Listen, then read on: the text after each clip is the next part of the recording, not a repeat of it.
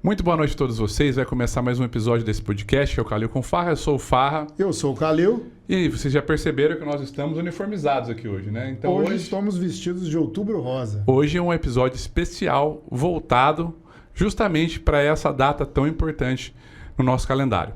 Mas antes da gente começar, eu quero deixar aqueles recadinhos de sempre para vocês aqui. Curta o vídeo, vocês comentem o que estão achando, façam indicações, compartilhem esse vídeo, porque é assim que o YouTube vai fazer com que o nosso vídeo seja relevante para outras pessoas. E porque esse é um assunto extremamente relevante, não é mesmo, Calil? Sim.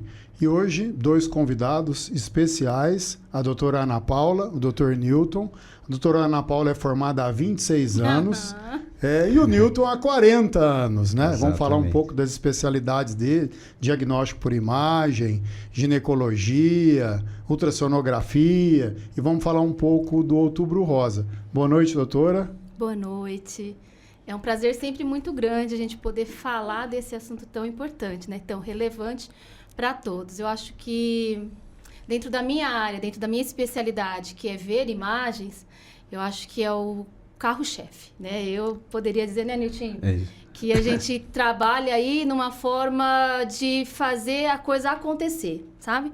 Então, quando a gente fala de câncer de mama, de Outubro Rosa, a gente tem que, às vezes, entender um pouquinho do porquê que isso tudo, em outubro, pega fogo, né? Todo mundo resolve querer fazer seu exame, ir atrás. A gente chama as mulheres para fazer, para lembrar da importância. Então, assim, muitas pessoas não entendem exatamente o porquê do outubro, mas isso aí a gente remete lá para o ano de 1900 e pouquinho, quando todo esse esforço conjunto começou. Era uma campanha pequena, uma campanha que a gente fala assim, era uma coisa de uma família, que teve um familiar, né, com câncer de mama e que resolveu colocar isso para frente. Então, através de caminhada, então a gente já vai remetendo o quê? Aquela questão do bem-estar, aquela questão do exercício físico, tudo que vai remeter ao câncer de mama. Então, é muito importante para mim, é muito importante estar aqui para poder ajudar a falar um pouco do que a gente pode contribuir, do que a gente pode trocar de ideia. E o Newton, boa noite. O Newton, Boa noite, Newton. Eu conheço há muitos anos, doutora. É meu amigo, irmão. E ele está sempre que a minha esposa vai lá, é com ela que ele passa, né? Para fazer Isso. prevenção, né? Então, boa noite, muito bem-vindo, Newton. Boa noite, Calil. Boa noite, Henrique. É um prazer estar aqui com vocês, tá? Falar um pouquinho de rastreamento, exames, né? Que é a minha área. Já, como você falou, há 40 anos eu tenho feito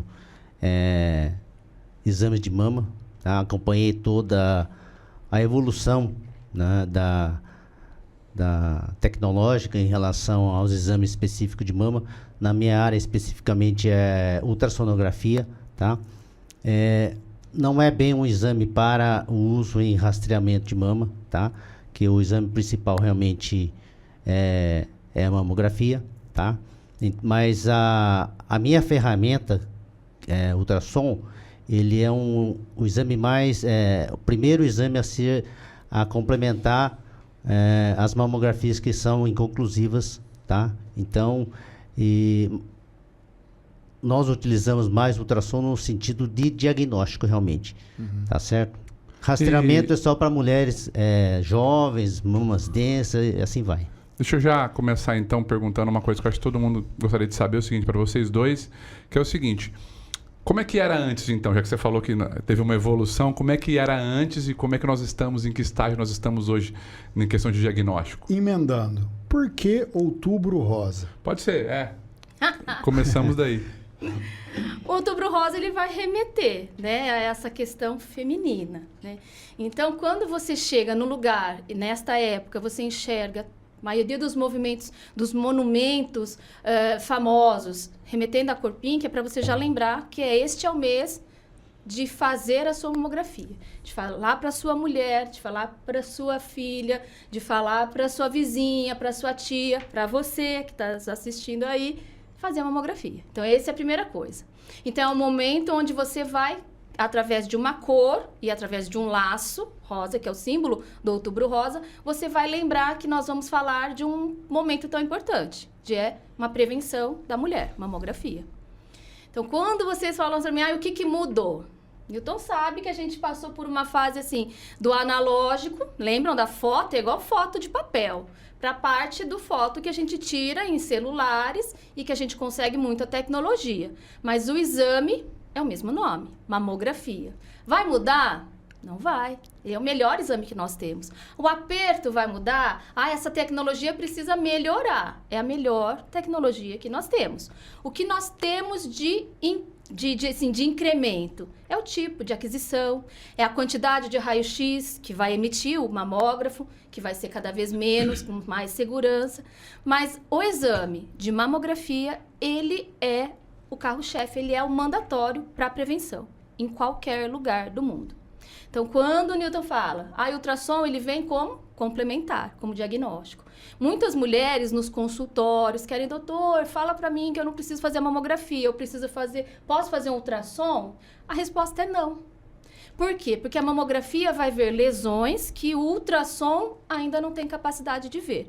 Então, quando eu coloco para uma população geral, que eu quero encontrar uma lesão pequena, uma lesão rastreando, ou seja, aquelas lesões que não são tocáveis, não são encontradas no dedo, nem da mulher, nem do médico, é a mamografia que você vai fazer. É aquele pontinho de calcificação suspeito que só a mamografia vai enxergar. Inclusive, a ressonância também não vê as calcificações, né? Que são os sinais precoces de câncer de mama, né? Então, é mamografia mesmo. Muito bem lembrado. Porque o que vocês vão escutar aí afora, quero fazer um ultrassom, doutor, quero fazer uma ressonância. Não é a substituição da mamografia. E às vezes quando está nesse início, bem nesse início da calcificação, tirando com uma pequena margem, às vezes resolve o problema já? Muitas calcificações que trazem... Nem toda calcificação é maligna. Vamos já deixar bem claro isso, porque eu acho isso importantíssimo para um instrumento que chega a tantas pessoas, a tanta informação de valor. Nem toda calcificação e a maioria das calcificações vão ser benignas, né? Mas aquelas que são suspeitas, elas são submetidas à biópsia e quando a gente consegue tirar uma grande quantidade de tecido através de biópsias hoje cada vez mais modernas, a gente resolve muitas vezes aquele momento. Mas quando vem uma malignidade na biópsia, mesmo que você tire, a gente dá aquela limpadinha ao redor. Vai para o cirurgião para poder finalizar aquela região, tirar o tecido ao redor para poder realmente ter a tranquilidade que o tratamento foi feito.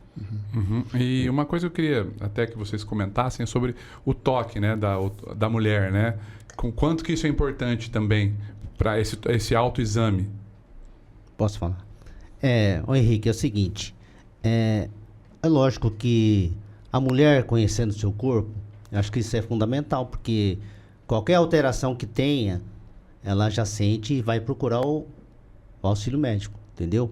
Mas o autoexame em si, ele não tem caráter de prevenção realmente, tá? Porque quando uma alteração já é palpável, ele já está num estágio mais avançado, tá? Hoje a gente consegue palpar uma lesão de 2 centímetros é palpável. Menor que 2 centímetros, geralmente não é palpável. Tá? Mas aparece na mamografia. Aparece na mamografia, exatamente. Então, é por isso que, não desprezando, eu acho que a mulher conhecendo seu corpo, eu acho que isso é fundamental.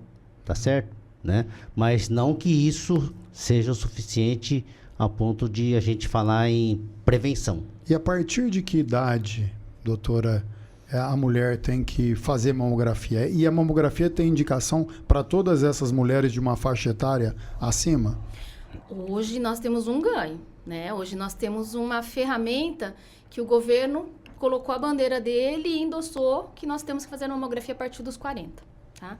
Então o hospital já faz isso há mais de 30 anos. Quando o rastreamento do hospital começou, quando o hospital enxergou que era o momento de avançar como terapia preventiva, né? Contra uma doença tão importante, ele já assumiu, junto das sociedades americanas, europeias, como das outras sociedades importantes de peso, o 40 anos. O 40 anos para nós é anual, tá? Como também as sociedades de ginecologia, radiologia brasileira, né? Mastologia. E a partir dos 50, a gente lá no hospital, a gente acaba fazendo a cada 2 anos, como o Ministério falava, né? Agora, a gente tem lutado para que a cada ano a gente possa fazer, dos 40 aos 74 anos. Então, por enquanto, nós estamos já adotando, né, assumindo esses 74 anos, por quê? As mulheres estão ficando velhas, porém saudáveis, né? Então, a população está ficando cada vez mais velho e com saúde. Então, nós precisamos prolongar a prevenção. Então, esse foi o primeiro ganho que nós temos. A partir dos 40 anos, nós vamos fazer a mamografia. Preciso sentir alguma coisa? Então, quando vocês vão buscar o rastreamento, é isso. Rastreamento é colocar um exame numa população determinada e para você fazer aquele exame, basta você ter a idade e você ser mulher. Isso é o rastreamento de mama, né? Então, quando o Niltinho fala o autoexame, a gente usa o autoexame, usava muito um peso para a mulher. Nossa, eu não encontrei este nódulo que estava em mim. Como eu não consegui, né? Mas não é isso, é o autoconhecimento. Hoje a gente muda um pouquinho e a gente compartilha. Eu coloco no ombro meu, no ombro seu, entendeu? Para a gente poder compartilhar. Então, você faça sua mamografia, mas você não deixe de fazer o toque. Mas ele não é o fundamental, ele não é uma ferramenta que a gente fale tem que ser feito obrigatoriamente, né? Por quê? Porque não tem periodicidade.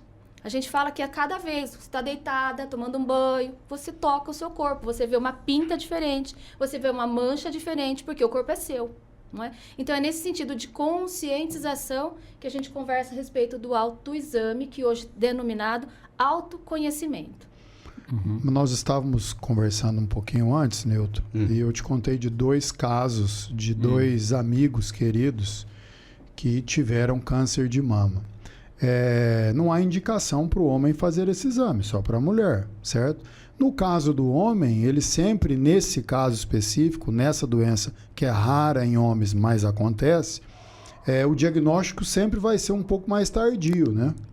Ah, com certeza, né, Calil? Porque, que nem eu falei para você, o nódulo, a partir do momento que ele é palpável, ele já deixa de ser inicial, né? Então, quase todos, para a maioria dos diagnósticos que a gente faz lá, realmente é nódulo palpável. Então, realmente deixa de ser um diagnóstico precoce, tá? E mama masculina também, ele, como tem menos tecido, ele é mais fácil do homem sentir, tá? Então, nem sempre a gente encontra nódulos grandes, como a gente tem encontrado todos os dias no hospital, aqueles nódulos de 10 centímetros, já com úlcera, né? Não, nesse sentido não, mas realmente é nódulo palpável.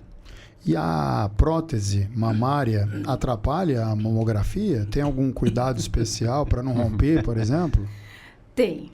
Vou dizer para você que a gente tem de literatura um exemplo assim muito claro para a mulher que vai fazer a mamografia, que tem medo de fazer a mamografia por conta de romper uma prótese, né?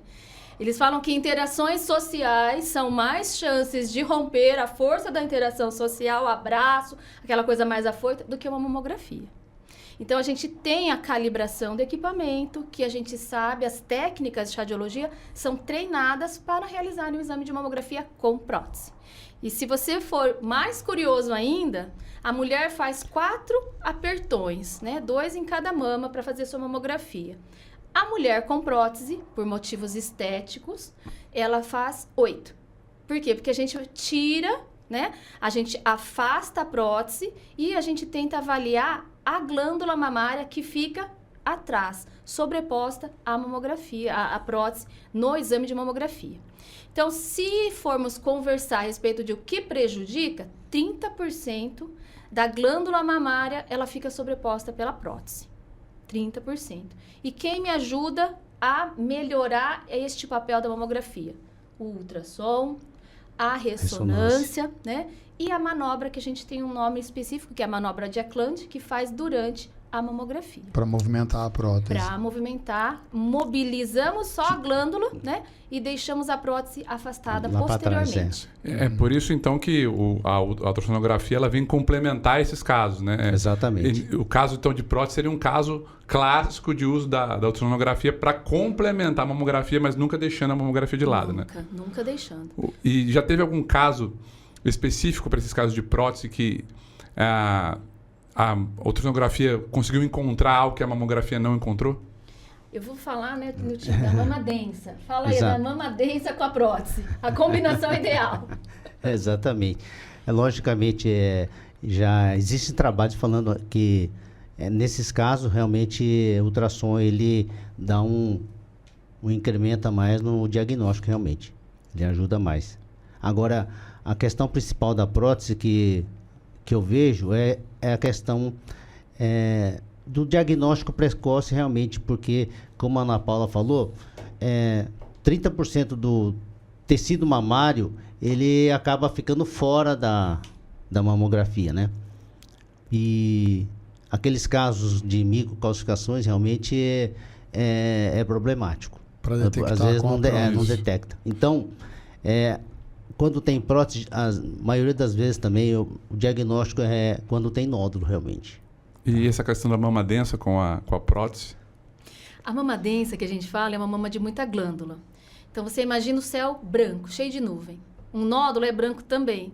Não é fácil de ver, né? Na mesma cor, do mesmo tom da glândula mamária. Quem ajuda? O ultrassom consegue definir melhor, Ele vê por entre a glândula mamária, né? Aquilo que a mamografia não mostra em termos de distinção de cor. É mais ou menos nesse sentido bem simples. E quando a gente coloca a prótese, aí sim, a prótese mais a glândula mamária, aí sim, eu preciso muito da ajuda do ultrassom. Porque os nódulos pequenos, que passam despercebidos pela mamografia, não é que a gente não está falando de então a mamografia erra. A mamografia está limitada nos casos da mama de muita glândula, que é o que a gente fala de muita glândula, mulheres jovens, né? A tecnologia avançou muito nos últimos anos, demais. né? Era analógico, hoje é tudo digital. Eu me lembro de ver lá um mamógrafo que tinha música, que tinha cheiro agradável, né? Eu vi quando chegou esse lá uma vez. Olhando lá para trás, há 26 anos, lá no início da especialidade, da residência, para o diagnóstico agora, eu imagino que o diagnóstico hoje seja muito mais preciso, acurado, né? Isso faz diminuir também os índices de morte, por exemplo, por câncer de mama? Eu gostaria de dizer que sim, né? Exatamente. Só que se eu não levar a minha mama para ser avaliada na melhor tecnologia, eu não tenho diagnóstico. Então, quando você fala para mim, cai o diagnóstico, na verdade assim, aumenta o diagnóstico, cai a mortalidade, hoje em dia pela tecnologia, poderia dizer que sim, mas a mulher não vai fazer o exame. Nossa, Ana Paula, que estranho. Por isso que o Outubro Rosa existe. A gente tenta não só o Outubro Rosa, mas o novembro, o janeiro, sabe? Todos os meses. Porque as nossas mulheres, ou por medo, ou por receio, ou por acharem que não precisam do exame, do método, elas não fazem o exame. Então, se a gente fosse imaginar se a tecnologia ajuda, com toda certeza. Eu faço diagnósticos mais precisos? Mais precoces? Sim. Mas a mulher às vezes chega com um nódulo grande e fala, nossa, doutora, eu nunca fiz. Então, você não tem a resposta, né? Assim, não é só a tecnologia. Eu tenho para te ajudar, mas você precisa vir fazer o exame. Mas, por exemplo, aqui em Barretos, nós somos privilegiados, né? Eu acho que as mulheres aqui de Barretos, elas têm o ano todo a possibilidade de fazer esse diagnóstico, a mamografia, né? O hospital tem um trabalho todo no Brasil todo, tem as carretas, tem várias unidades, né? E assim, a oportunidade existe, né? Eu vejo hoje em dia, recente agora, um SUS muito forte, né? Um governo investindo em equipamentos e em campanhas, né? Então, assim, o que eu acho que é muito importante é que as mulheres procurem, né? Sim, porque a disponibilidade tem, né? Eu imagino que lá no sertão pode ser que não tenha, mas na cidade tem, né, doutora? Na cidade tem, é o ano inteiro, né, Nilton? Exatamente. Na verdade, o mês que marca o rastreamento, mas a prevenção é o ano todo, tá certo? Então, é importante realmente que as mulheres aí na faixa etária que não tenha sintoma nenhuma procurem realmente as unidades nossas para fazer a mamografia. Isso ele pode procurar durante o ano inteiro, né? Então, o ano inteiro, exatamente. Isso é importante frisar, exato. até para quem está assistindo a gente, que é possível, né? Não só em outubro, mas durante o ano inteiro procurar lá o hospital para fazer o exame, que eu acho que, pelo que a senhora está falando, é justamente o diagnóstico precoce é o fundamental para qualquer tipo de tratamento, né? Sim, Então, acho que esse é o Exatamente. ponto zero, né? Seria de importância, o diagnóstico precoce. E uma coisa que eu fico curioso existe alguma dificuldade técnica hoje ainda que a tecnologia ainda não conseguiu buscar? Por exemplo, na interpretação de um exame ou de uma ultrassonografia que vocês falam, poxa, queria que isso viesse a existir para a gente conseguir ter algo mais preciso? Alguma coisa... Existe alguma dificuldade técnica ainda? Do ponto de vista do ultrassom, você acha que... Ultrassom, na verdade, os equipamentos que a gente tem hoje tem jeito de melhorar, mas assim, igual a mamografia que vai ser daquele jeito. O ultrassom tem como melhorar, se melhorar a parte de software, né? Então, isso aí realmente... E as próprias máquinas, eles evoluem muito, né? Então, se eu comparar hoje a ultrassom que eu fazia há 30, 40 anos atrás, realmente é totalmente diferente e ajudou muito em termos de diagnóstico, realmente, não só da mama, mas em todas as especialidades que utilizam o método. Realmente, ainda tem coisa a melhorar, sim, tá? Mas eu acho que do fundamental do ultrassom é o treinamento de quem faz. Não, isso é fundamental, eu acho que porque isso é o fundamental. exato. Mas do que eu conheço do equipamento, eu conheço muito pouco, né? Mas eu gosto muito de tecnologia, então eu fico querendo ver, entender. A imagem, ela sugere. É muito difícil para o médico de ultrassom dar um laudo, ou não é. É pesado porque a imagem sugere. Então, sugere que pode ser até juridicamente, essa é a orientação, né, que a gente dá, né, para evitar uma coisa muito fechada, né? Porque eu lembro que quando o meu filho tem 31 anos, quando a Rose estava grávida do Lucas, né? Então nós fomos fazer um ultrassom tal, será que dá para ver o sexo do bebê e tal? E aí o doutor Alfredo Seneviva, que estava fazendo, né, o ultrassom tal, e vai daqui, vai dali e tal, aqui é o coração, aqui eu falei, opa, parou. Aí ele falou, o que foi? Eu falei, o meu filho tem 3 pernas ou isso é um pinto?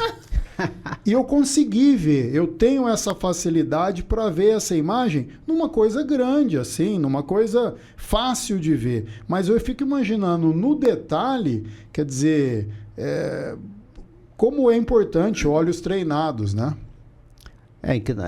Que nem a Ana Paula está falando agora, é fundamental o treinamento realmente, tá? Porque o ultrassom, ele é operador dependente, tá? Então, você, o médico que pediu o exame, você tem que confiar no seu ultrassonografista, tá? Se ele não confia, aí já deu errado, tá certo? Então, a gente tem investido muito em treinamento, né? Tá? Isso é fundamental, porque principalmente em mama hoje, um ultrassonografista que faz o exame geral, ele teoricamente ele não tem capacidade para dar diagnóstico em mama, tá? Porque realmente é um exame difícil. Eu faço ultrassonografia geral e de todos os exames que eu faço, o exame de mama é o mais difícil, tá? A mama apesar de ser um órgão superficial, está ao alcance das mãos, dos olhos, tá? Mas em termos mesmo clinicamente, de palpação, diagnóstico por imagem, é muito difícil. Então, é fundamental o treinamento, tá certo?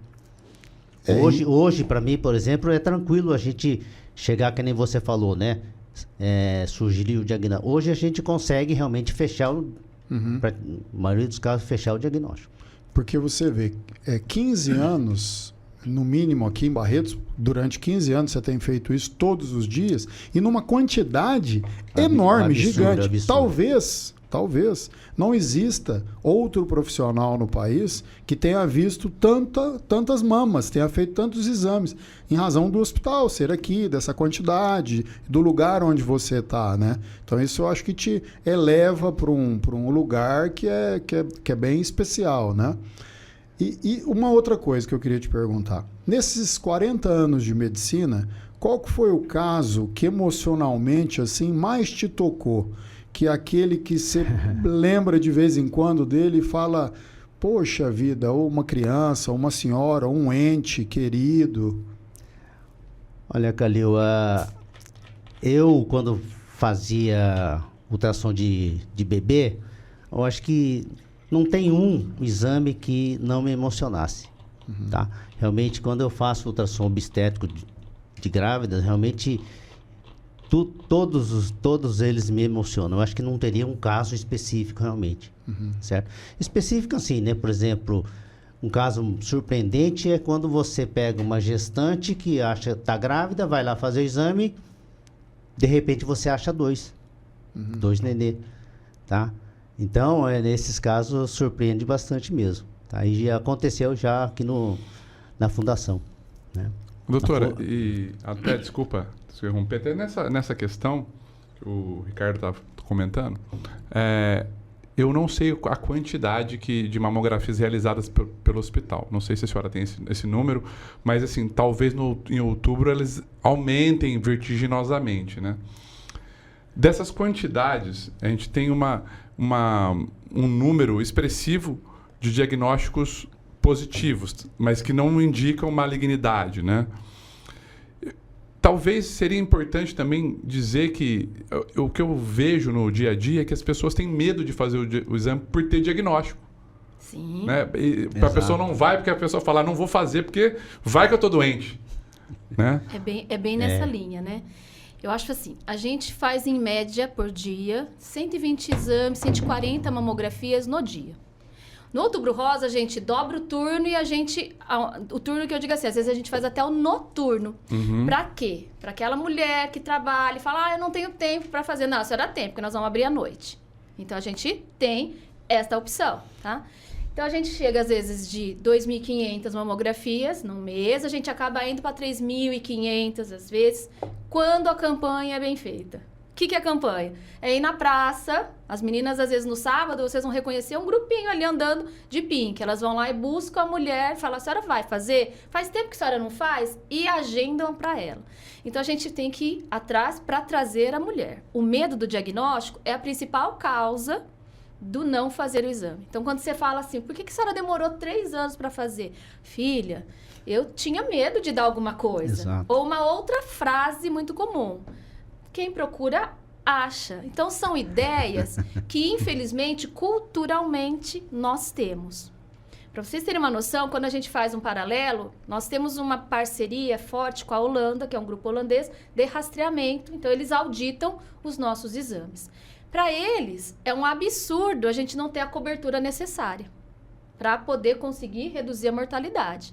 Porque lá, ou em qualquer outro país, bastou ter a idade, eu tô indo fazer meu exame. Porque é de graça, né? É de graça, o governo oferece, porque é mais barato tratar algo diagnosticado precocemente, do que depois você carregar ali um tratamento maior, né? Que é mais oneroso, tanto para a família, como para o paciente, como para o governo, né? Então, assim, é cultural. E a gente bate toda a vida tentando convencer as mulheres, desde a mais simples até a mais entendida, a mais estudada, a mais rica. Isso aí não tem barreira social que justifique. São só as mais simples que não fazem? Não, senhor. Isso, às vezes, por mais estudada que seja, ela tem, às vezes, mais medo, né? Então, a gente tenta de todas as maneiras. Você falou do cheirinho, né? Da sala. É agradável, não é? Super. Então, foi uma intenção, uma tentativa, que até uma marca de equipamento sugeriu que fosse dessa forma. Tentar estimular a mulher, né? Mudar aquele medo, aquela apreensão, através assim, você vai entrar na sala, depois que você escolher um cenário que você gostaria de fazer o seu exame. Então, a hora que eu escolho ali, eram opções de praia, opções de natureza, barulhos de pássaro, coisas que te remetem a uma calma. Você abre a sala e é recepcionada por televisões, então assim, o estímulo visual, o auditivo e o olfativo. E aí você tenta tirar um pouco o foco do medo, né? Do medo da dor, do exame, do medo do resultado do exame. Então, isso funcionou. Então, isso tudo, se vocês forem olhar as nossas unidades móveis, as nossas carretas, elas carregam ainda essa ideia, esse cenário mais lúdico, mais acolhedor, aquela luz, a meia luz, né? Para você poder fazer o exame colaborando, para não ter aquele medo de entrar na sala para fazer o exame. Porque eu acho que o raciocínio que tem que ser feito é o seguinte: eu vou fazer o exame, ele pode não dar nada, ou ele pode dar alguma coisa e eu vou tratar precocemente. Então, não fazer o exame significa dizer encontrar a doença em estágio avançado e aí sim não ter talvez o que fazer ou sofrer muito com isso, né?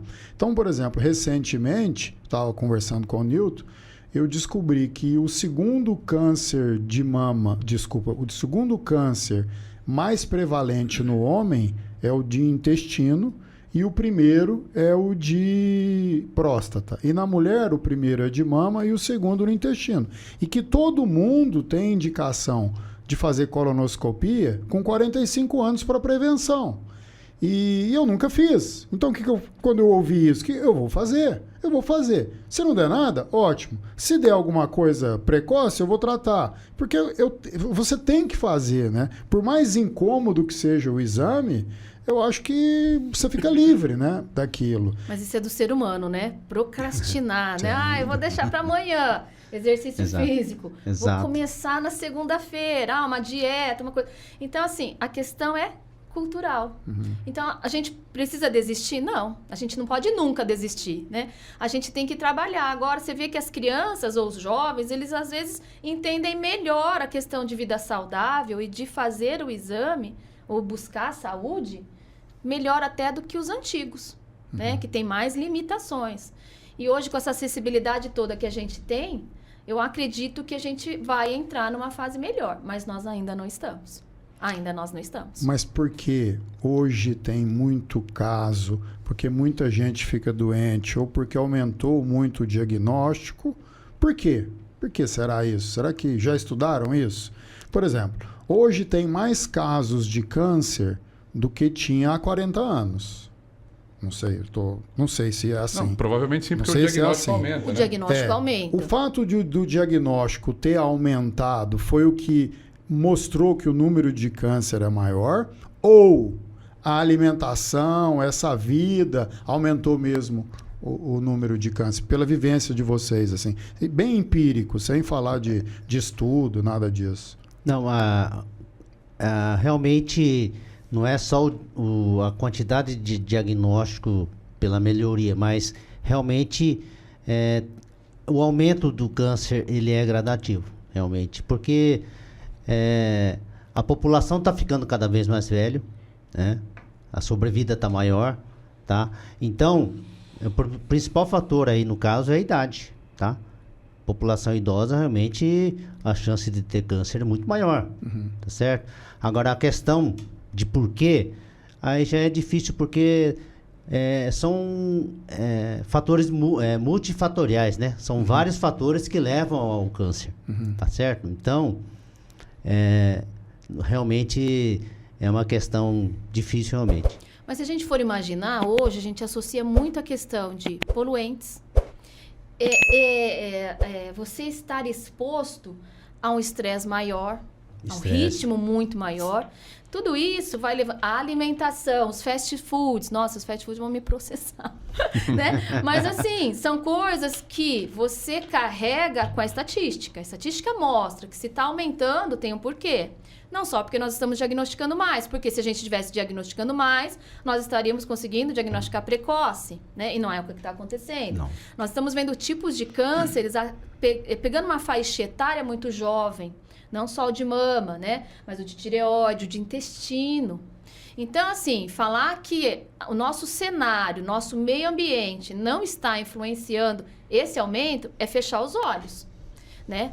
Refrigerantes, a própria bebida alcoólica, o uso do cigarro. Então, assim, tem N fatores, fora o estresse que nós estamos submetidos muito mais frequente do que era antigamente. Então, estudos existem, né? De todas as formas. e mostram que todos os cânceres têm fatores ambientais relacionados. Sim. E existe algum protocolo no rastreamento lá no Hospital do Amor? Você fala além da faixa etária? Sim. Existe algum protocolo que vocês têm que seguir por conta... então, assim... seccionando algumas faixas etárias, né? Prioridades para alguns ou para outros.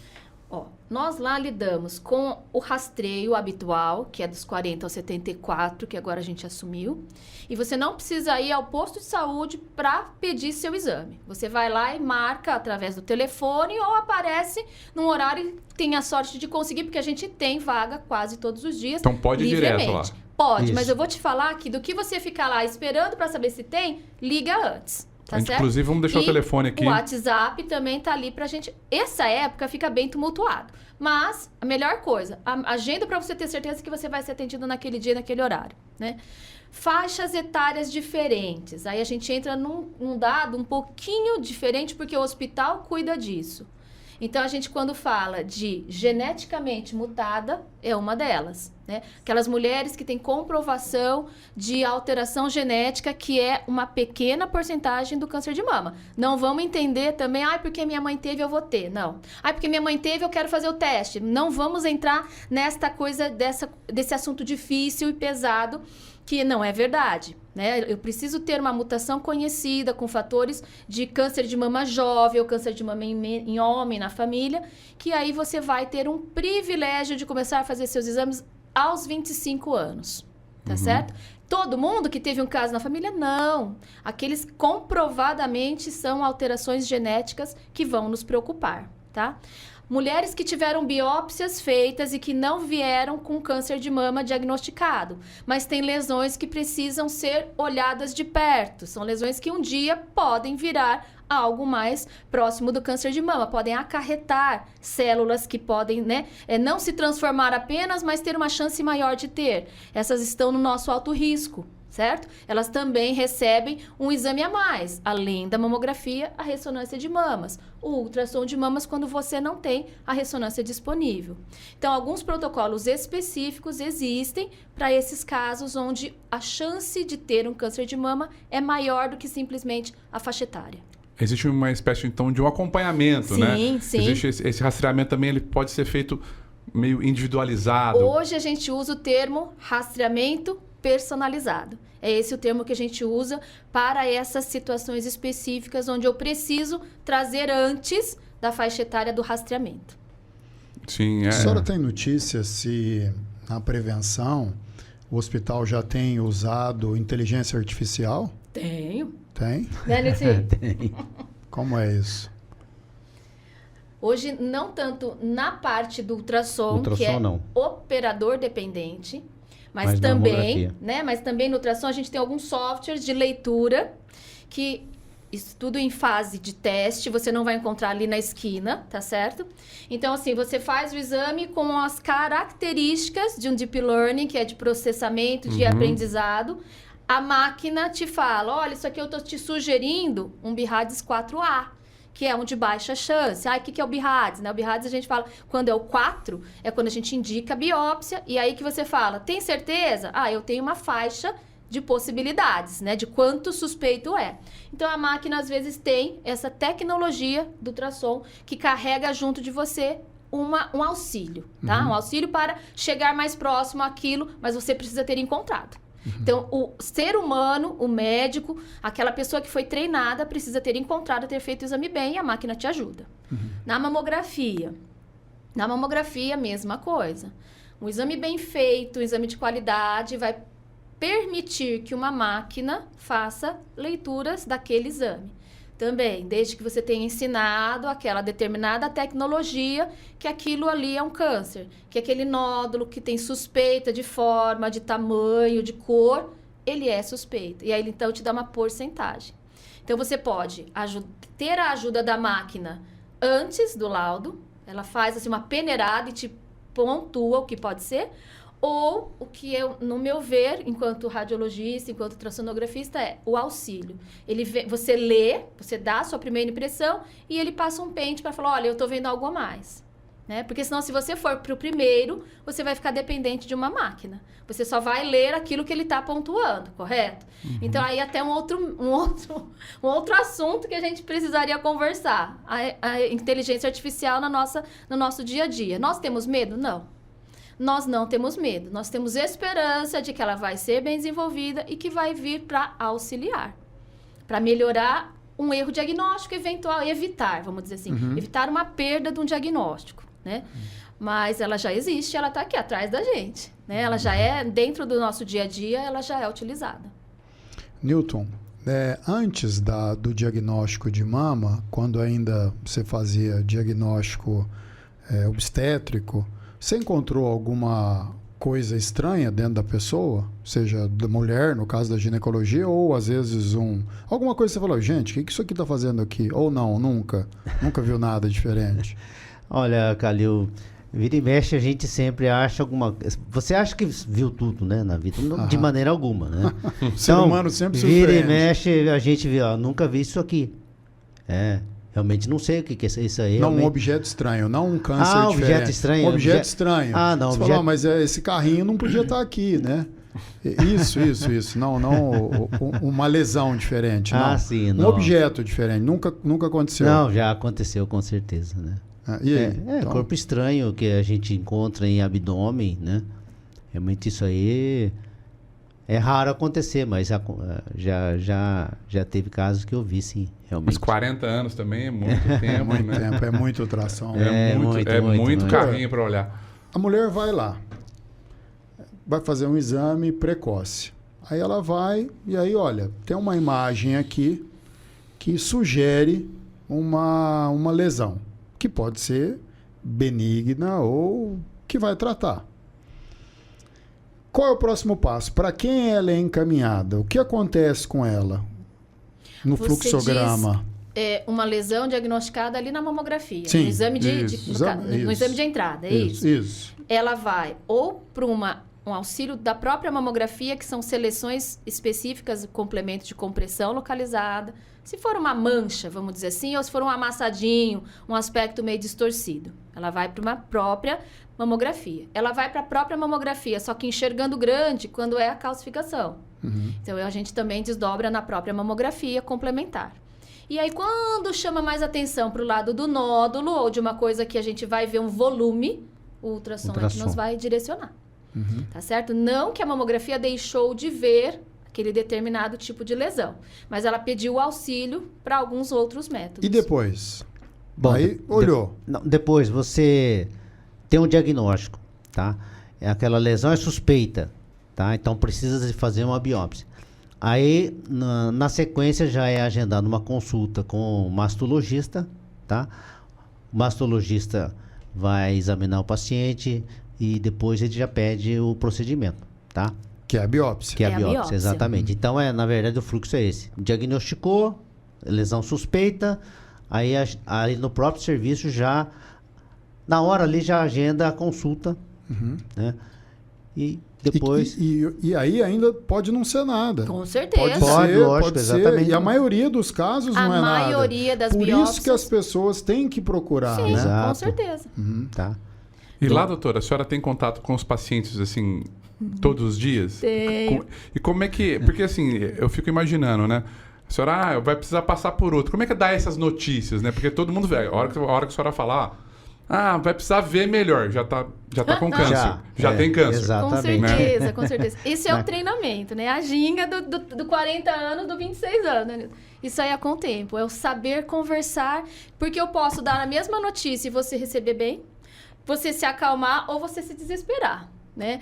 Então, quando a gente fala de radiologista, primeira coisa era aquele aluno que não gosta de lidar com o paciente. É mentira. A gente lida o dia inteirinho com essa troca. São histórias, né, Newton? São dados clínicos que você tem que ir puxando, sabe? E você vai fazendo o seu pensamento. Então, isso é a troca do dia a dia. Então, aí, a hora que terminou o ultrassom, o Newton é obrigatório. Eu tenho que falar, exato. Tá bom, não tá bom. Exato. Tá tudo bem com a senhora ou... A senhora tem um nódulo e vai precisar fazer biópsia, tal. Ou vai seguir. Isso aí não tem como, tá?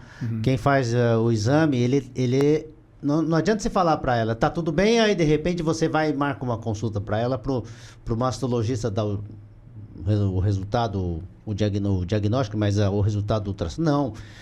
Ela sai da sala de exame já ciente de que ela tem alguma coisa, ou que ela tá tudo bem, né?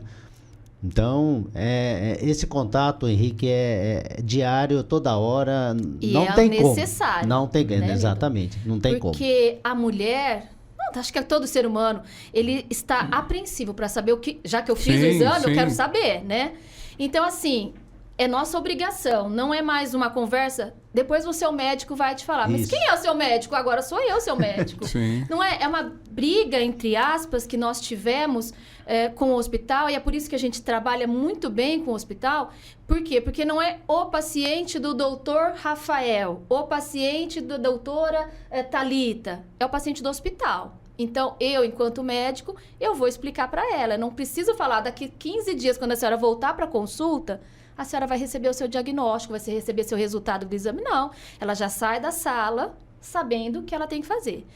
Quando você fala, tem uma coisinha aqui, nossa senhora, já dá aquela... O chão já abre, não é? O suor já escorre, frio. Por quê? Porque você já achou, já tá pensando na aposentadoria que você não vai viver, né? Pra poder com saúde.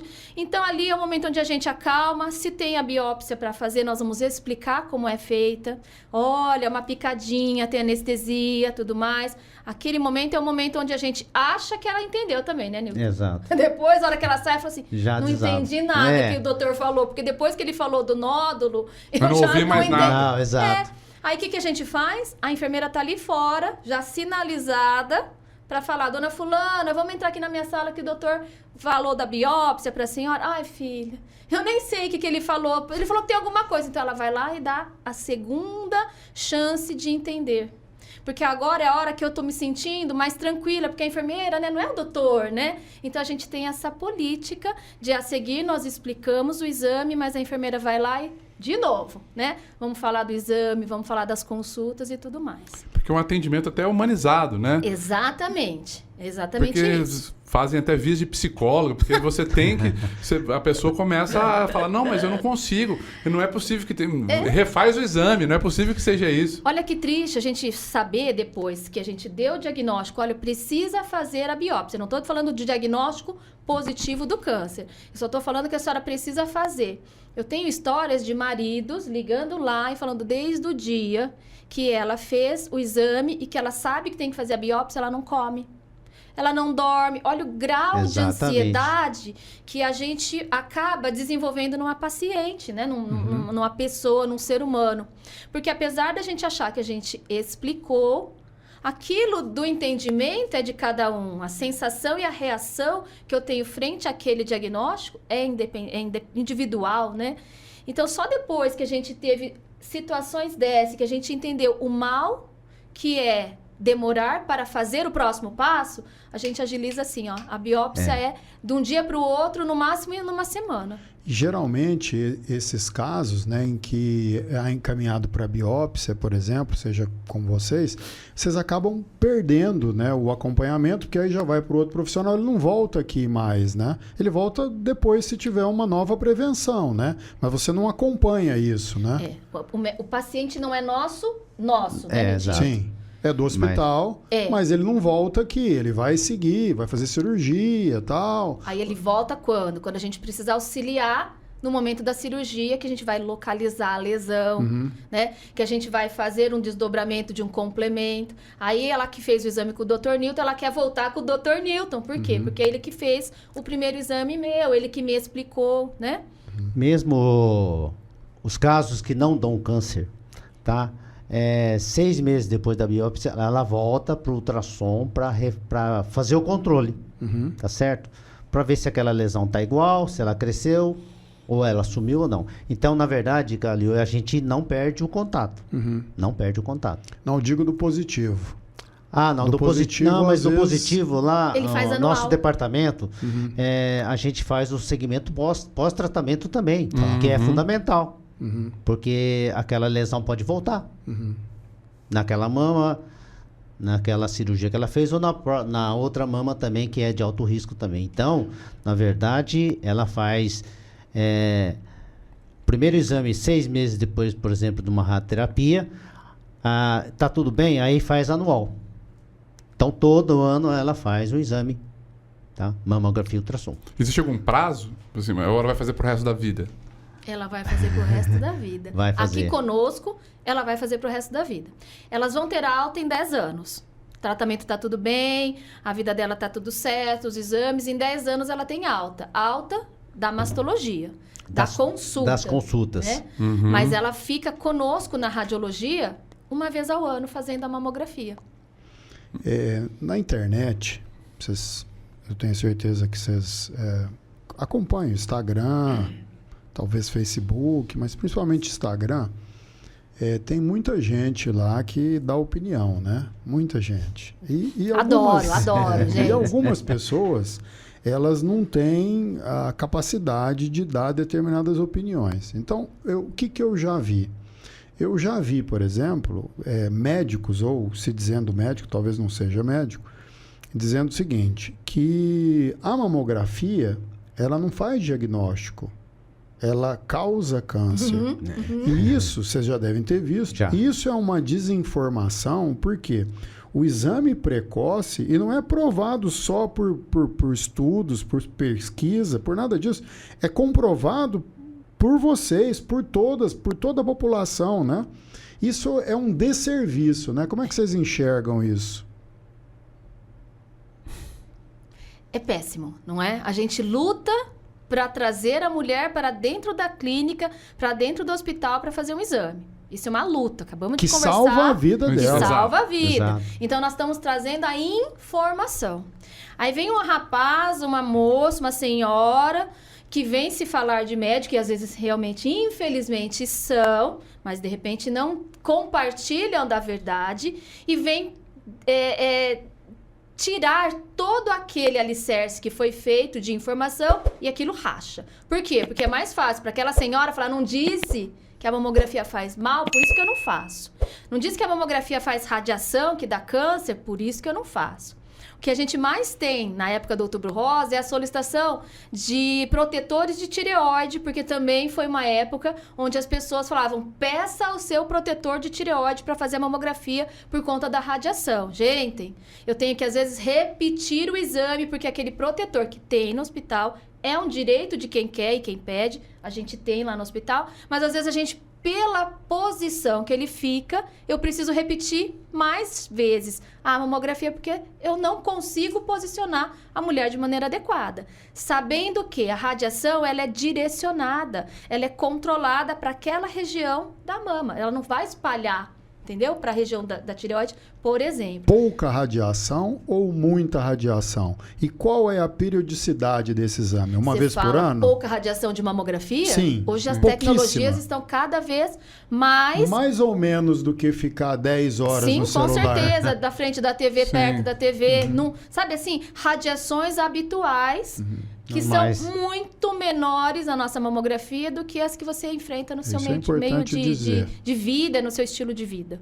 Tá certo? E assim, a gente vê que essas desinformações, elas atrapalham o principal fator de cura do câncer, que é o diagnóstico. Sim. Precoce, né? Ó, pra vocês terem uma noção, olha como é importante essa tal de fake news, essa tal de desinformação. O Colégio Brasileiro de Radiologia, ele tem um departamento que cuida de buscar e derrubar essas pessoas de redes sociais. A gente denuncia e aí vai lá, solicita e essa pessoa, ela é bloqueada de dar esse tipo de informação. Mas sempre tem aquele que vai e faz de outra maneira. Então, o Colégio Brasileiro de Radiologia, ele tem realmente uma busca contra as fake news. Como a gente tem que constantemente fazer a informação, a gente também tem que buscar quem faz a desinformação e podar esse pessoal. Eu acho que em qualquer profissão, né, voltando um pouquinho, a gente tem que ter tato, né, para tratar, no meu caso, com o cliente, no caso de vocês com o paciente, de como dar as notícias, né? Olha, sabe aquela ação boa? Pois é, você perdeu. Não é assim, né? Você tem que ter todo um jeito para dar essa notícia. E, por outro lado, eu acho que na vida a gente tem que tomar decisões, as pessoas, os governos têm que tomar decisão baseado em questões técnicas, né? Não baseado em política, né? Não baseado em... bom, quem vai falar de vacina? É cientista, Sim. é médico, é pesquisador, não é político. Quem vai falar... Por exemplo, houve uma época, e talvez tenho certeza que você vai lembrar, que o governo queria mudar de 40 anos para 45 anos a mamografia. E aí eu lembro que o hospital fez um trabalho forte, chegou no ponto de falar, não, nós vamos mudar. Vocês podem mudar, nós vamos continuar fazendo com 40 anos, porque tecnicamente é assim que tem que ser. Prevaleceu a ciência, né? Mas isso é muito complicado, né? Na medida em que você vê profissionais da saúde dando informações contra os estudos, né? Porque a questão é estudo, é ciência, né? Uma verdade de hoje, ela pode mudar. Pode. Não é que ela é imutável, Exato. não, ela pode mudar, né? E eu acho que isso realmente atrapalha muito, né? Muito. Hoje em dia, sim. Até porque é fácil você clicar em alguma coisa que te traga uma informação que você quer escutar, né? Não é mais fácil você que não quer ir fazer a mamografia? Não faça o exame porque dá câncer. Alguém que Muito fale, mais fácil. olha, não faça. Não é mesmo? Então, assim, às vezes as pessoas querem escutar aquilo. Às vezes elas estão abertas a escutar aquele tipo de informação, de desinformação. Mas a nossa função é isso que nós estamos fazendo aqui hoje. Conversando de coisas que são verdadeiras, né? Que trazem benefícios. Então, assim, eu acho que hoje desconstruir algo que nós estamos lutando já basta para a gente falar que aquela pessoa não merece ser ouvida. Ela tem que, inclusive, ser cortada de qualquer acesso que as pessoas outras podem ter. Eu gosto muito de viajar, né? Então, às vezes eu viajo de moto, às vezes eu viajo com a família e tal, né? Eu gosto de andar mesmo, né? E quando você está num outro país que você fala que você... Bom, na minha cidade tem um hospital e que realiza 5.000 procedimentos por dia. Nossa, esse hospital deve ser rico, hein? Falei, não, então, ele não cobra. A pessoa não acredita. Não acredita que não é cobrado, que é SUS. Então, quando eu digo que a gente é privilegiado, a gente tem aqui tratamento que seria caríssimo em qualquer lugar do mundo via SUS. As pessoas tratadas com dignidade em chão de granito. É verdade. Né? Exato. Isso é um negócio com médicos capacitados, bem formados, né? Eu acho que isso a gente tem que valorizar, né? Muito, né? Porque se você pega qualquer país, ninguém tem isso. Ninguém tem o que a gente tem. Né? E principalmente nós em Barretos. E você sabe que, às vezes, o que o pessoal tem, a gente falou de cultural, de outros países e tudo mais, é a mamografia. É isso que o governo dá. O governo não te dá ultrassom, você tem que pagar para fazer ultrassom. Então, isso tudo que você disse é importantíssimo. Nós temos uma ilha de excelência, de tratamento, né? Não só de tratamento em termos de doença, médico, remédio, mas nós temos um tratamento de filosofia. A gente fala que o nosso dia a dia ali, essa conversa, esse afeto que você recebe, isso faz parte realmente do tratamento. Hoje em dia, a gente sabe muito bem, né? Quem é que já viveu a necessidade de... Você já usou convênio? Vocês já usaram? Quando você precisar de um exame, você tem que atravessar a rua e marcar. Você precisa de um exame, você tem que atravessar outro, tem que virar outro lado da cidade, porque o seu plano só atende naquele lugar. O hospital, a partir do momento que você entrou no rastreamento, você ali, ó, recebe todos os seus agendamentos via telefone hoje em dia. Mas não é só isso. Não é só isso. Recebe comida, Recebe recebe comida. atendimento psicológico. A pessoa que Exato. está junto também come. Eu não tenho onde ficar. Nós arrumamos Tem um uma lugar. casa de apoio. Mas tem também o meu... Vai ficar junto. É toda né? uma questão social que é abraçada, né? Calil, Então- na verdade, o nosso hospital, ele não é uma ilha...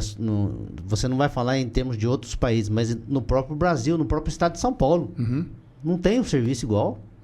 Não existe.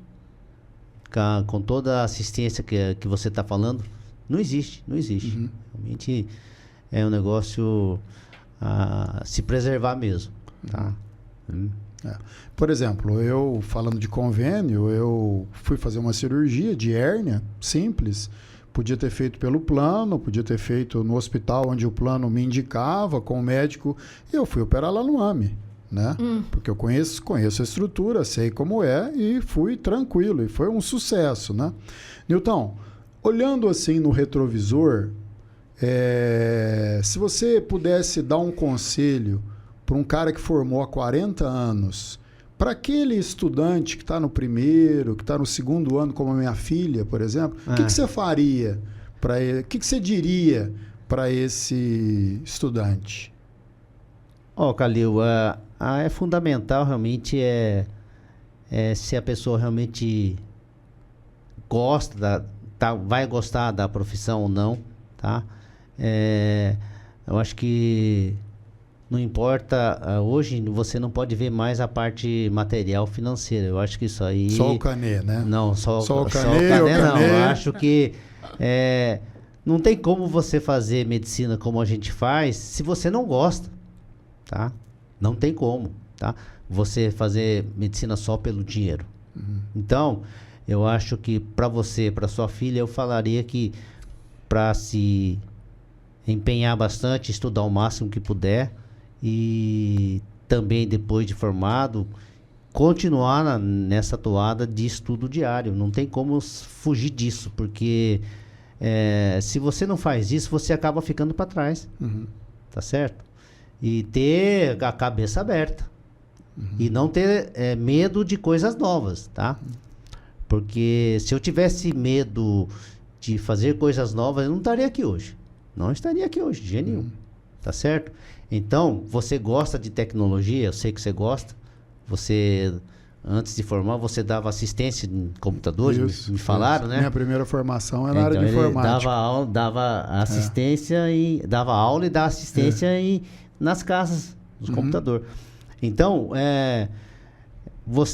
se você se fechar, você se formar, especializar e achar que é o suficiente, acabou. Você vai ficar para trás, tá? A gente precisa ter cabeça aberta para receber as novidades que surgem a todo momento. Isso aí é fundamental, tá certo? E, doutora, doutora, para a senhora, a mesma questão. Eu fiquei pensando, enquanto o Newton estava respondendo, e eu falei assim, é importantíssimo toda essa questão de formação, mas eu acho que antes de tudo, você precisa escolher aquilo que você vai acordar todos os dias e você vai feliz. Primeira coisa que eu faço, eu agradeço a Deus o meu dia, que eu tô acordando, tô com saúde, e peço a Deus toda a proteção.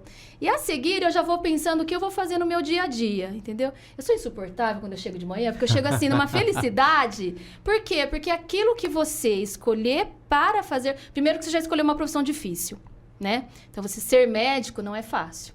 A gente tem que garantir a qualidade, a gente tem que estar atualizado e a gente tem família para poder dar conta também. Nós, mulheres, principalmente. Vocês sabiam que mulheres médicas morrem 20% a mais cedo que o homem? Médico? Não sabia. Entendeu? Por quê? Porque nós temos que fazer N coisas extra profissional. Mas aí, isso é verdade? Verdade. Mas uma coisa importantíssima. Escolha a sua especialidade com aquilo que você vai querer ficar com aquilo pro resto da tua vida. Porque, verdade, gente, é árduo. O trabalho é árduo, o caminho é árduo, o dia a dia, né? O final das 6 horas da tarde, não é? Aparece mais aquele exame, aparece aquele caso difícil e você tem que ter a certeza de que você queria fazer aquilo, tá? Então, dentro da especialidade, toda especialidade é importante. Pode ter uma especialidade que a residência é mais fácil para passar, pode ter uma especialidade que você é melhor pago, independente. Você precisa escolher algo que você vai fazer bem a sua vida inteira. Tá certo? Então, eu acho que isso não dá para dar conselhos. Faça cirurgia, filha, faça pediatria, faça acupuntura, faça anestesia baseado só em valores. Você precisa ter aquilo no seu coração. Olha, eu adorei passar naquele estágio e se dê a permissão de se reinventar. Olha, eu fiz essa opção da residência, mas eu tô vendo que a minha aptidão é outra. Vira a chave. Vira a chave e vai procurar aquilo que você quer fazer a vida inteira. Porque você vai ser o melhor profissional que você vai ter. Pode ter certeza. Eu até iria perguntar, né, para a senhora, como que vocês se mantêm motivados, né? O que motiva vocês a continuar trabalhando nisso? Mas nessa esteira, eu também queria ouvir de vocês o seguinte: o que motiva e qual que é a maior frustração ainda que vocês têm em relação a isso? O que me motiva? Eu brigo até com o motorista que vai levar paciente, se vocês quiserem saber. Eu saio lá da minha sala e vou brigar com ele porque ele fica chamando a mulher para ir embora. Eu sei que a função dele é levar a mulher embora até tal hora, porque ele tem que voltar. Mas eu brigo por quê? Porque aquele é o momento daquela paciente. Então, eu visto a camisa de cada caso. Se demorou 3 horas para ela chegar para mim, ela ficou me esperando 3 horas para fazer o meu melhor. Tá certo? Então, isso me motiva. Eu tenho a liberdade de fazer a mudança do que eu acho que é ideal para aquela paciente. Por quê? Porque o colega que está cooperando conosco, trabalhando para ter um tratamento adequado para ela, aceita a nossa opinião enquanto radiologista, enquanto ultrassonografista, e a gente se auxilia. Isso daí afora não é fácil ter isso. Porque nós temos egos, né? Que a gente mexe, orgulhos. Aquela paciente é minha. Dentro do hospital, aquela paciente é nossa. A gente faz o que achar melhor. Então, isso me motiva. Isso me motiva eu ter um equipamento de biópsia que nem convênios de muito preço pagam. Tá? Nós temos hoje disponível procedimentos que a gente pode investir para aquela pessoa que a gente nem conhece, que não está pagando R$1 para nós. Mas a gente sabe que aquilo é o melhor para ela, é aquilo que eu vou dar, tá? É aquilo que eu vou oferecer. Então, isso me motiva. Eu tenho essa liberdade de ir lá e tentar fazer o que é nosso melhor de todos os dias, porque a gente tem o melhor para oferecer. E aí a gente oferece o melhor da gente, né, Niltinho? Ah, sim. Todos os dias a gente oferece o melhor da gente. O que me motiva, Henrique, é que eu consigo dar o melhor de mim, tá? Na minha especialidade. E apesar da minha idade, ainda eu consigo fazer o que eu fazia com 30 anos de idade, né? Melhor, então isso né? me motiva, tá certo? Tanto é que eu falo para os funcionários, a partir do momento que eu estiver pipocando aqui, ó, você me avisa, tá? Porque aí eu vou parar, tá certo? Então, isso aí é uma coisa que me motiva. Outra coisa, trabalhando aqui no hospital, é que eu sempre tive equipamentos de ponta na minha mão para me poder trabalhar decentemente, tá certo? Agora, o que está me frustrando um pouco nos últimos anos é que eu já quero trocar meu equipamento e não estou conseguindo. A Ana Paula sabe, ela briga por mim lá, tá certo? Porque o equipamento é igual um carro. O carro, depois de 5, 6 anos, está velho, tá? Começa a dar problema, tá? O desempenho já não é o mesmo, entendeu? Então, o meu tá mais ou menos nesse pé. E a gente tá brigando para ver se consegue pelo menos um 0 Porsche, já tá. Mas seria bom se tivesse um 0, né? Seria o ideal. Você tá vendo? Tá? Como é difícil? Não, é verdade. A gente luta com tecnologia, né? Então isso aí é o que talvez a gente acaba sempre querendo um pouco mais. Mas eu acho que, pelo que eu conheço do hospital, tem lá o que tem de melhor. Com certeza. Exato. Chega primeiro, né? Até em razão dos contratos, dos convênios que tem com os fabricantes, chega lá primeiro. Aliás, eu acho que o hospital ele tem uma receita que é muito boa, que é que o médico que é vocacionado para esse tipo de serviço, ele se realiza ali. Exato. E ele recebe, talvez se ele estivesse num grande centro, ele recebesse um pouco mais, mas a vida aqui custa um pouco menos e o valor que é pago, ele é digno. Poderia ser mais? Óbvio, todo mundo acha que poderia ganhar mais.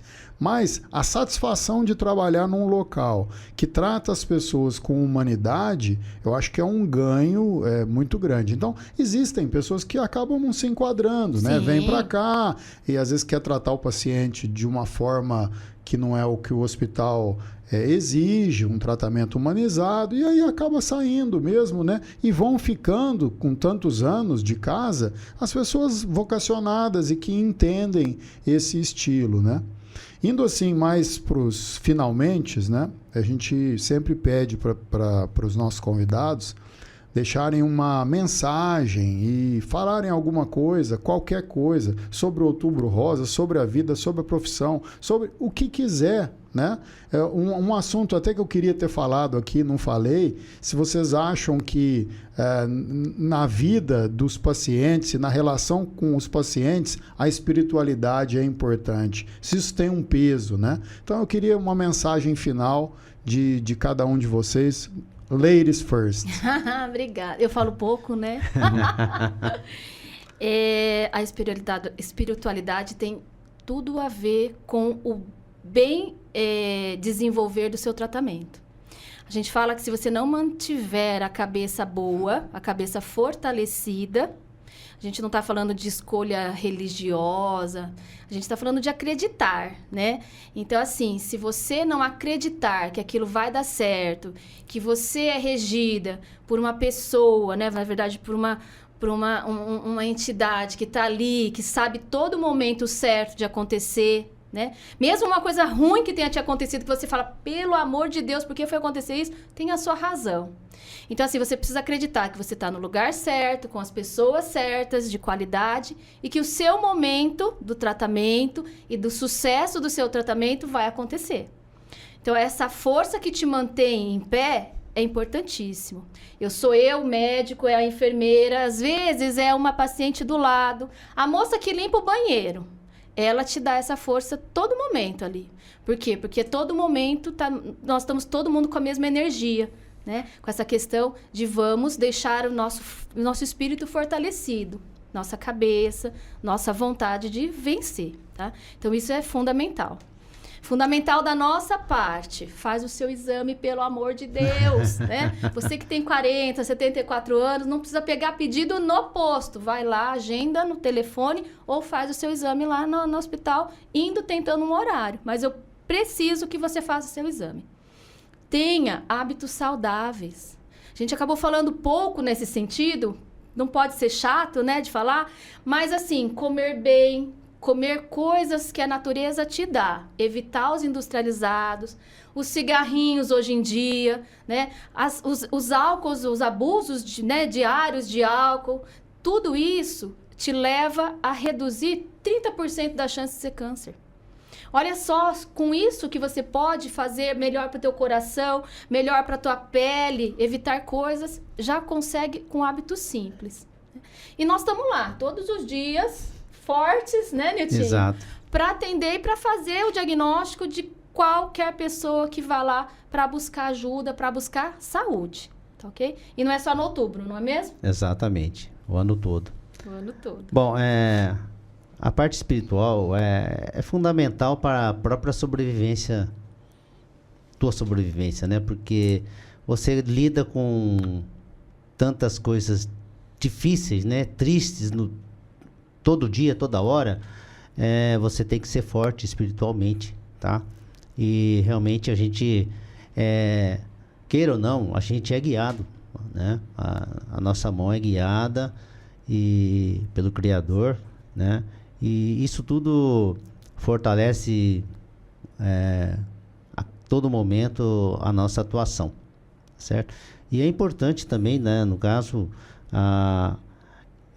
você agindo assim, você cria também um ambiente propício para que todos ajam da mesma forma, entendeu? Tá? A Ana Paula é assim, a técnica é assim, tá? Então, isso aí, Ricardo, é fundamental. Tá? É você ter essa formação. Agora, um recado que eu quero dar, acho que para todos, a Ana Paula já falou de fazer mamografia, é o conhecimento, a educação. Eu acho que o fundamental para que a gente tenha sucesso é a educação do povo, tá? Desde a infância e lá vai pela juventude e velhice. Eu acho que o povo sem conhecimento, sem educação, não tem futuro, tá? Então, eu acho que os gestores nossos têm que realmente partir para essa parte, tá? É o conhecimento, é a educação. É uma informação que eu queria dar para os nossos espectadores e para vocês. Nós estamos gravando esse nosso bate-papo no final do mês de outubro, né? Passou o mês de outubro inteiro acontecendo o Outubro Rosa. Provavelmente, não, certamente esse bate-papo será exibido em novembro. Mas a gente queria lembrar a todas as mulheres que o hospital faz o exame nos 12 meses. Então, vocês vão assistir esse episódio do Outubro Rosa em novembro, lembrando que vocês têm que fazer o exame. E assim, a gente quer agradecer demais vocês dois pela disponibilidade de tempo, pela quantidade gigantesca de informações que vocês trouxeram para a gente. A gente agradece, eu e o Ricardo, a gente está aqui na condição de ouvinte, né? A gente está aqui na condição de aprendiz, né? Para tudo isso. Porque a gente está trazendo informação de qualidade para quem precisa. Então, assim, uma coisa que eu quero pedir também, o WhatsApp, para a gente colocar aqui, se a senhora souber, falar o WhatsApp para a gente vai colocar na descrição do vídeo, para quem quiser buscar, liga lá, manda mensagem, eu acho que isso já vai facilitar muito para as pessoas. Então, muito obrigado, as portas daqui do nosso podcast estão abertas, para a gente sempre poder falar sobre um assunto tão importante como esse. Muito obrigado mesmo. Imagina, a gente que agradece de verdade. Muito obrigado vocês dois. Domo arigato. Obrigado, é nós que agradecemos a oportunidade aí pra gente falar a verdade sempre é muito bom, né, Nilton? O WhatsApp é 3321-6626. E depois ele vai aparecer as opções para você colocar ali o seu dia que você prefere, entendeu? As meninas vão responder, né, essa mensagem e aí vão marcando conforme a disponibilidade de cada um. Excelente. E para quem ainda não está inscrito, se inscrevam no canal, curtam, comentem, compartilhem. Muito obrigado e até a próxima. Uma boa noite, muito obrigado.